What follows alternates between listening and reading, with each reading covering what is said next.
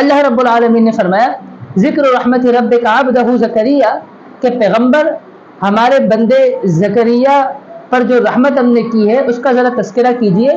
اذ نادا ربہ ندان خفیہ، جب انہوں نے اپنے رب کو ہلکی آواز میں پکارا، کیا کہا؟ ربی انی وہن العظم منی واشتعل الرأس شیبا ولم اکن بدعائک رب شقیہ، اے اللہ میرے سر کے بال سفید ہو رہے اور میری ہڈیاں کمزور ہو رہی ہے، لیکن پھر بھی میں تیری ذات سے نا امید نہیں ہوں، میں تجھے پکارتے ہی رہوں گا۔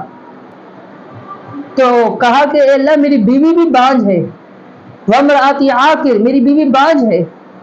اللہ رب العالمین کو پکارا۔ دوسرے مقام پر ہے وزکریا اذ نادا ربہ رب لا تذرنی فردا وانت خیر الوارثین، انہوں نے یہ دعا کی تھی کہ رب لا تذرنی فردا وانت خیر الوارثین، اے اللہ تو مجھے تنہا اور اکیلا نہ چھوڑنا، تو مجھے ایک وارث عطا کر، تو بہترین وارث عطا کرنے والا ہے۔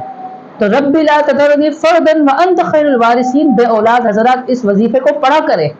آپ دیکھیے اللہ رب العالمین جس طرح زکریا علیہ السلام کو خوشخبری دی، فرمایا یا زکریا انا نبشرک بغلام اسمہ یحییٰ لم نجعل لہ من قبل سمیہ، فرمایا کہ اے زکریا ہم نے آپ کے وظیفے کی بدولت، آپ کے دعاؤں کی بدولت ہم آپ کو خوشخبری دے رہے ہیں، ہم آپ کو اولاد سے نواز رہے ہیں جس کا نام یحییٰ ہوگا۔ تو اللہ رب العالمین نے بڑھاپے میں ان کو ایک بیٹا عطا فرمایا جن کا نام یحییٰ۔ تو ان کے اس وظیفے کی وجہ سے، اس دعا کی وجہ سے، تو اس دعا کو بے اولاد حضرات پڑھا کریں، یہ قرآنی آیات ہے، قرآنی دعا ہے، تو انشاءاللہ اللہ رب العالمین اگر انہوں نے آپ کے مقدر میں اولاد لکھا ہے تو وہ آپ کو ضرور عطا فرمائے گا۔ جزاکم اللہ خیرہ۔